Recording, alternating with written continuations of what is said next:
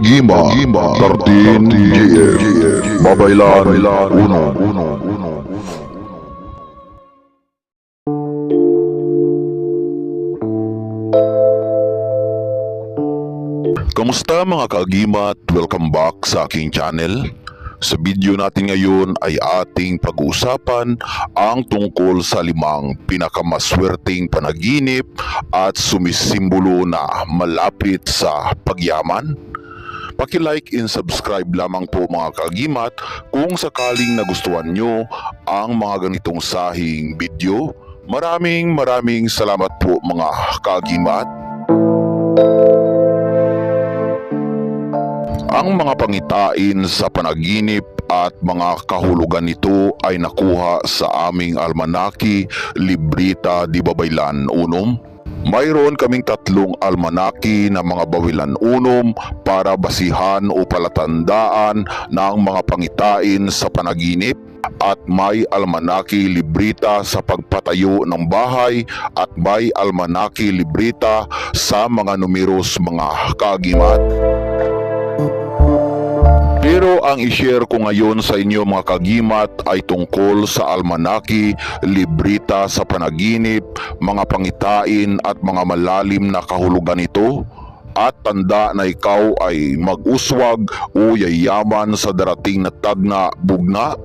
Pero gayon pa man, kailangan dito ang stratehiya sa kasipagan at huwag maging tamad para ang signos sa panaginip ay matutupad. Dahil kung sa tamad ka naman at maaura ito na mga gabay nun at presensya ng kahitaasan, ay paano kanya matutulungan at tuparin ang iyong mga signos at hiling?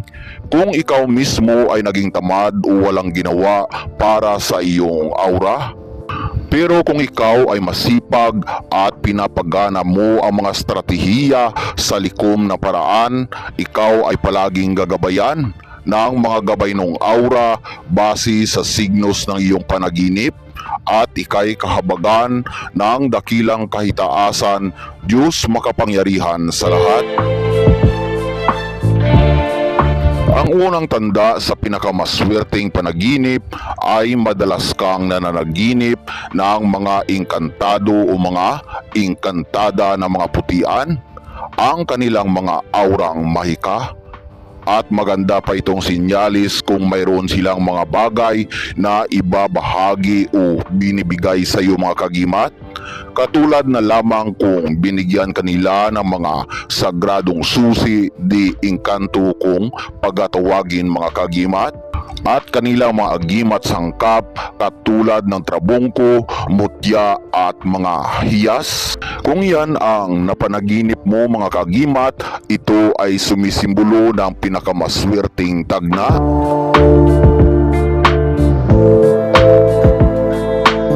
Gagabayan ka ng mga putiang gabay na ito para makamtan mo ang swerte sa pagyaman.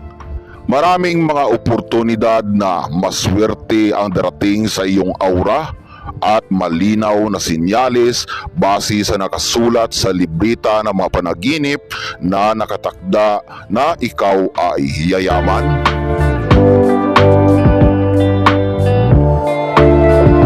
Ang ikalawang tanda naman sa pinakamaswerteng panaginip ay kung madalas ka din na nanaginip na ikaw ay lumilipad.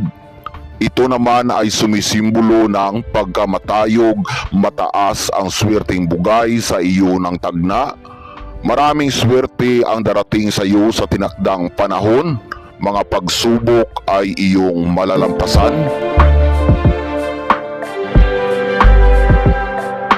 Ang ikatlong tanda naman sa pinakamaswerteng panaginip ay kung madalas kang nananaginip ng mga numero. Nakusang isinulat ito ng mga misteryosong aurang mahikos sa iyong palad.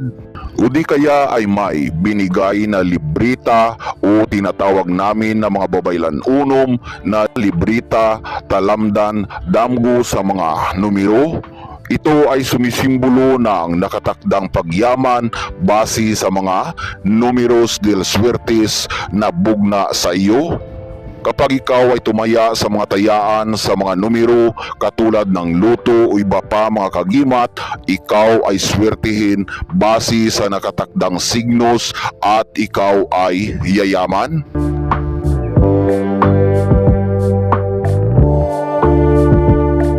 Ang ikaapat naman na tanda sa pinakamaswerteng panaginip kung ikaw ay madalas na nanaginip ng ulan. Ito ay sumisimbolo ng buhos swerte na katulad sa aura ng ulan. Bawat patak ng tubig ng ulan ay ganoon din ang swerteng ibugna sa iyo at ikaw ay nakatakdang yumaman. Ang ikalima at panghuli na tanda sa pinakamaswerteng panaginip kung ikaw ay madalas na nananaginip ng aura na nagpapakita sa iyo ang presensya o garhom anino ng makapangyarihan sa lahat o di kaya ay nakakausap mo sa panaginip ang mga aura ng mga arkangheles, angheles at mga propitas. Ito ay pinakamaswerteng tagna at sa nakatakdang panahon, ikaw ay yayaman. Dahil bihira lamang ang ganitong panaginip na magtuhaw sa isang aura at kung magtuhaw o ipakita man ito sa iyong panaginip, nagpapahiwatig ito na ikaw ay pinili ng mailalang Diyos makapangyarihan sa lahat.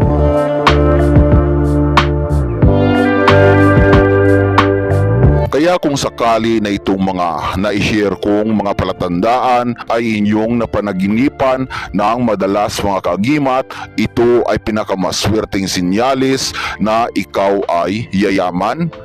At ang payo ko lang sa inyo mga kagimat, kapag dumating na ang takdang panahon na kayo ay nasa tuktok ng tagumpay, ay huwag kayong maglihis ng landas. Huwag lumimot sa kung sino ang nabigay sa iyo ng swerte.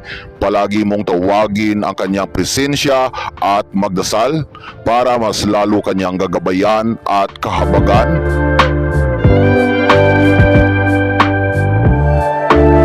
Bago magtapos ang video na ito ay nais naming mga babaylan-unom na magpapasalamat ng buong puso sa lahat-lahat na sumusuporta sa aming YouTube channel at sa aming shop sa may Shopee at pati na din sa aming FB.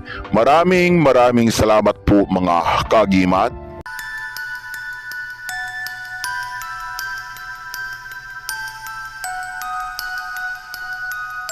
Sa pagtatapos ng ating video ay muli po akong nagpapasalamat sa inyo mga kagimat. Naway pagpalain tayong lahat ng mga putiang aura at mabubuti ng ating dakilang Diyos makapangyarihan. Ilayo sa mga sakit, iliwas sa mga hindi inaasahang mga panganib at likupin ng kabanal-banalang birtudis niyang gahom at ibuhos ang swerteng bugna.